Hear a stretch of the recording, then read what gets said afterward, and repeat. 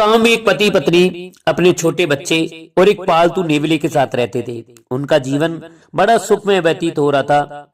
किसी कारणवश दोनों पति पत्नी को काम की वजह से बाहर जाना पड़ गया।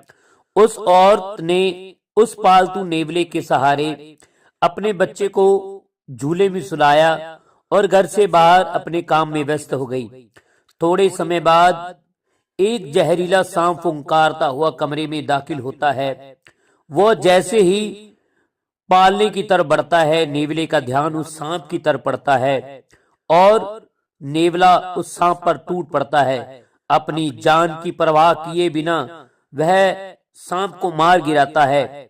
थोड़े समय बाद वह पति पत्नी घर आते हैं और जैसे ही नेवले को देखते हैं, नेवले के मुंह पर खून लगा था। उस पति पत्नी ने सोचा कि आज इस नेवले ने हमारे बच्चे को नुकसान पहुंचा दिया, और उन्होंने बिना कुछ सोचे समझे उस नेवले को डंडों से मारना शुरू कर दिया।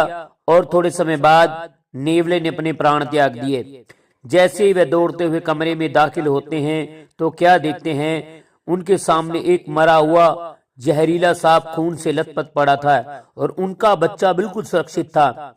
यह सोचकर वो बड़े पछताए कि आज उस वफादार ने अपनी वफादारी निभा दी, लेकिन हमने बिना कुछ सोचे समझे हमारे घर के सदस्य को मार गिराया। कहते हैं कई बार देखा भी सही नहीं होता।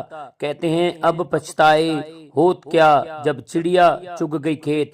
ऐसी कहानियां सुनने के लिए हमारे इस चैनल को सब्सक्राइब करें, शेयर करें, कमेंट करें। धन्यवाद।